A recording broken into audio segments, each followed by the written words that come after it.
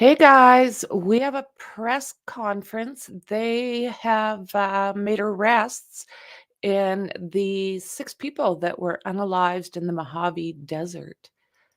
Let's look. Victor Valley Station, I'm pleased to announce that the 5 suspects that you see on this chart to my right, please ask your patience once again. The DA is currently reviewing the filing for this case, and there may be some questions that we're unable to answer, and we'll let you know what those are. And with that, I'd like to introduce Sergeant Mike Warwick to go through some of the details of this case. Mike.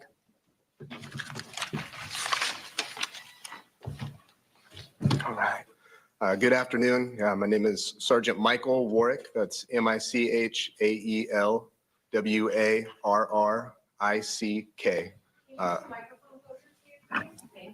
Yes, is this better? All right. I'm a sergeant with the Specialized Investigation Division, Homicide Detail. Our Specialized Investigation Division has been working on this around the clock to bring these people to justice and justice for our victims. They were murdered in the remote area north of Adelanto in San Bernardino County. I appreciate the public and the media's patience with us, which allowed our team to focus our efforts in finding those responsible. I want to remind everyone this is still an active investigation, and we will not be able to disclose all the facts of this case. What I can confirm is on Tuesday, January 23rd, 2024, at approximately 2016 hours, dispatchers received a 911 call from a subject who spoke Spanish. The caller told dispatchers he was shot, but he did not know the location he was at, and it appeared the call ended. Dispatchers tracked the phone via latitude and longitude coordinates to a remote area in the unincorporated Adelanto area near Lessing Avenue. Due to the remote location, California Highway Patrol airship assisted our deputies and conducted an extensive search. Once overhead the area, officers discovered a crime scene and what appeared to be multiple guns, 2 vehicles, and one of the vehicles was apparently shot, had multiple gunshot strikes in it. The 2 vehicles were a Dodge Caravan and a Chevy Trailblazer. At approximately 20:40 hours, deputies from the Victor Valley Station arrived on scene and located 4 deceased males with severe burns. A 5th deceased male was located in the Chevy Trailblazer, and a 6th deceased male a short distance away who sustained a gunshot wound.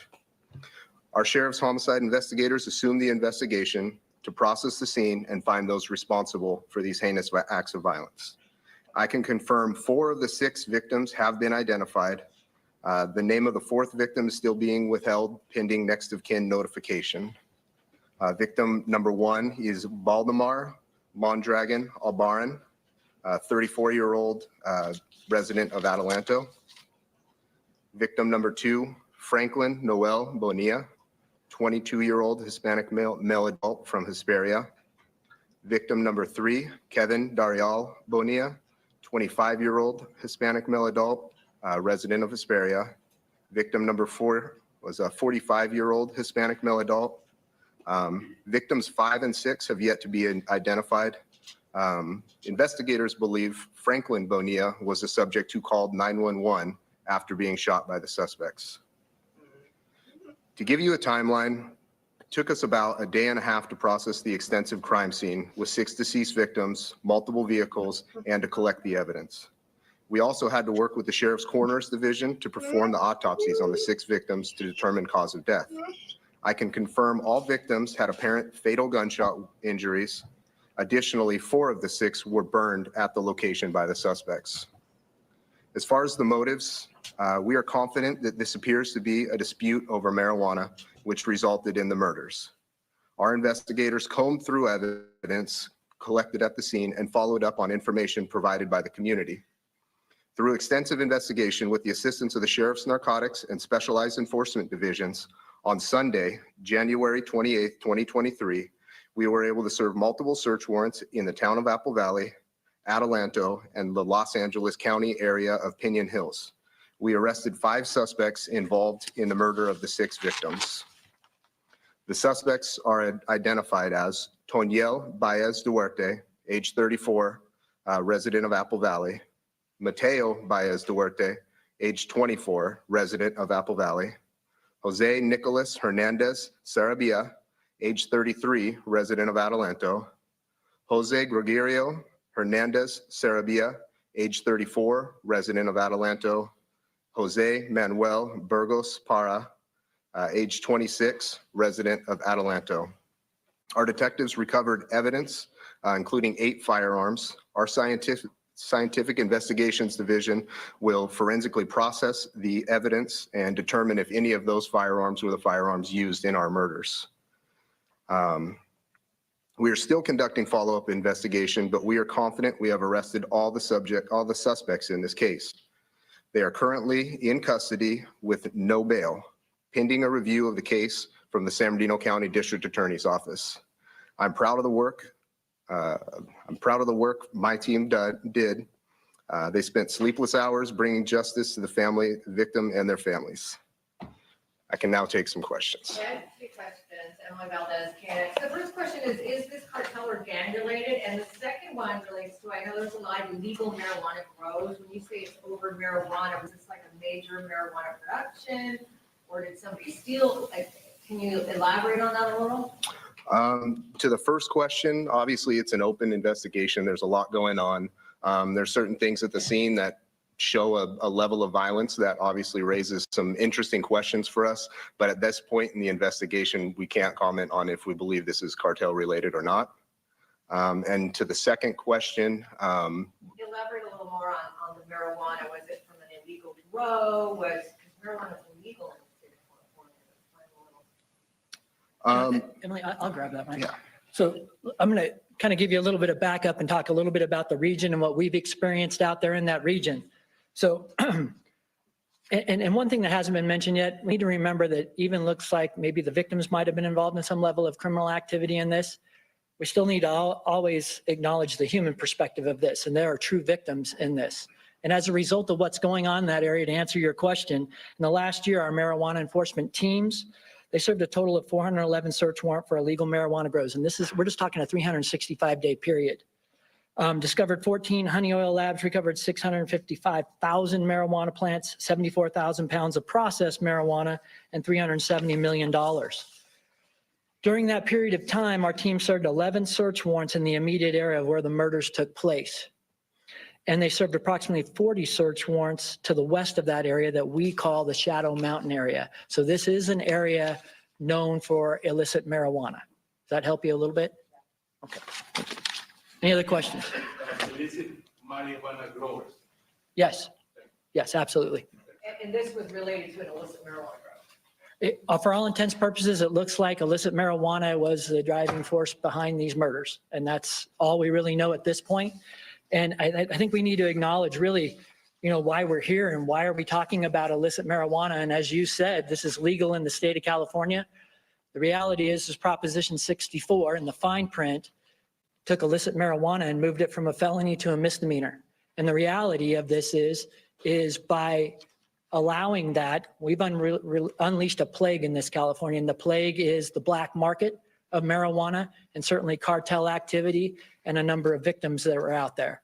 And it's certainly my hope. I'm seeing a number of legislators change Prop 47 and some things we're concerned about. I hope they take the same view of Prop 64 and change this so they give law enforcement a fighting chance to put some teeth into this law and to take back and prevent a number of these homicides and other things that we see occurring.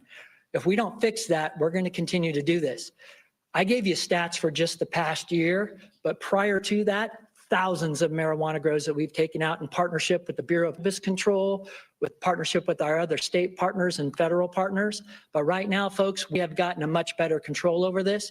But it's interesting. I just read an article that was produced back in 2020 in Cal Matters and what the supporters were saying about Prop 64. And it said it would bring the state's booming unregulated recreational marijuana under the rule of law and protect consumers and the environment.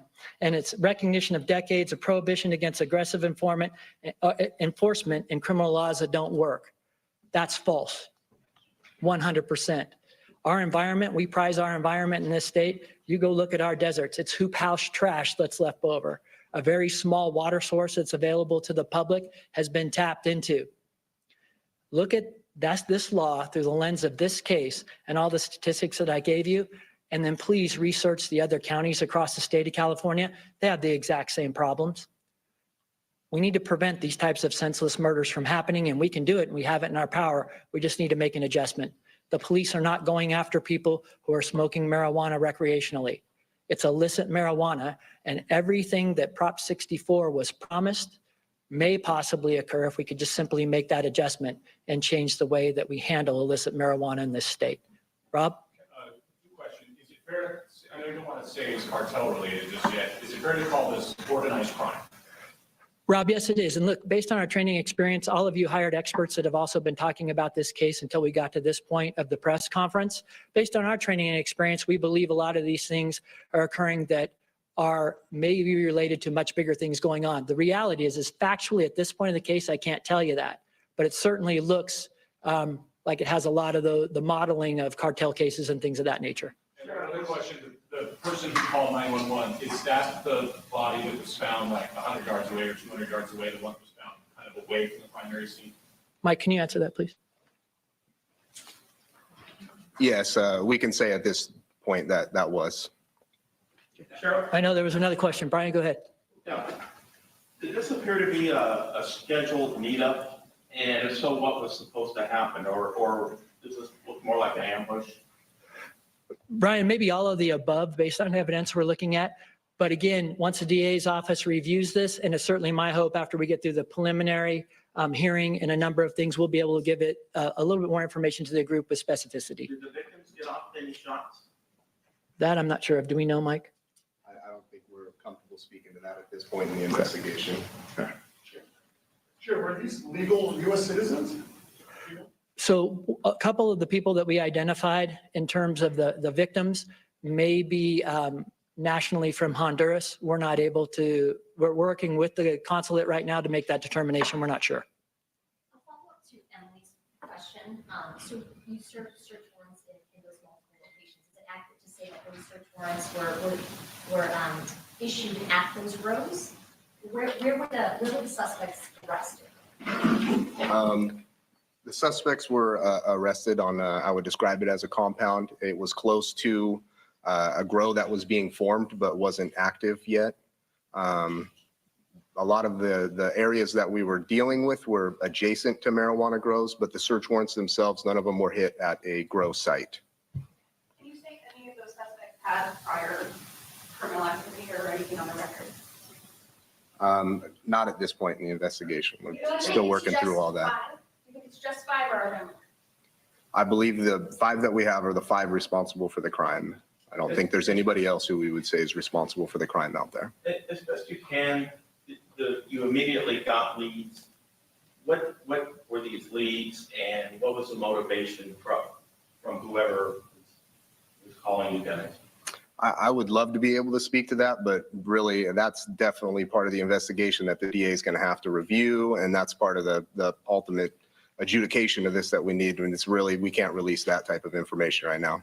Sheriff, I have another follow-up question for you. I feel like, and correct me if I'm wrong, I feel like that this is big thing for all your because it's 6 people, but how many other murders are going on because of these illegal grows in your areas? So I just speaking to San Bernardino County, now obviously anytime you have mass 6 people that are murdered, I mean, that's shocking to your conscience, let's be honest. But I can tell you that since we've been investigating illegal marijuana grows, a number of body dumps and things have been related to this across our county. And to give you an exact number, I'm sorry, I don't have that, but it isn't an anomaly. The anomaly here is the amount of people that were murdered, of course. And this is a problem. And this is a problem that's not really being talked about. You're hearing from San Bernardino County Sheriff Shannon Dykes talking about the arrests of 5 people. Search warrants served yesterday in Pinon Hills, Apple Valley, and Adelanto, resulting in the arrest of those 5 people in the murders of 6 people. His suspicion is that it is related to marijuana. The suspicion is that it's perhaps organized crime, even cartel related. That has not been definitively answered yet. The investigation's still underway. But the shocking crime of 6 bodies found in the Mohave Desert. They believe they have all their suspects in custody now, those people being held without bail. We will, of course, have more detail and release more detail as it becomes available in later editions of Eyewitness News. Heart-wrenching testimony from the mother of 2.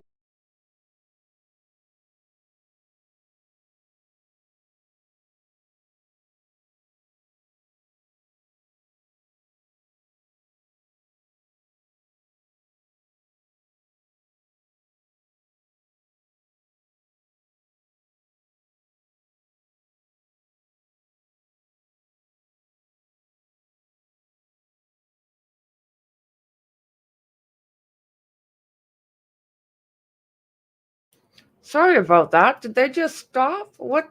Let me see if it's somewhere else. How bizarre, how bizarre.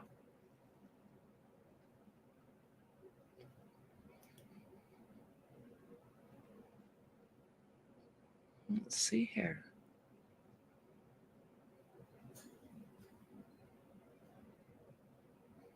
I just want to make sure we got it all.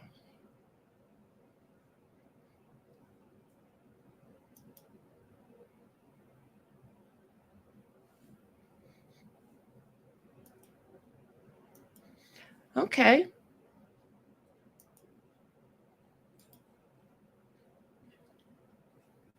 What am I doing here? Well, it looks like, yeah, it looks like it's everything. They talked for a couple more seconds, but I don't think that they gave out any more information.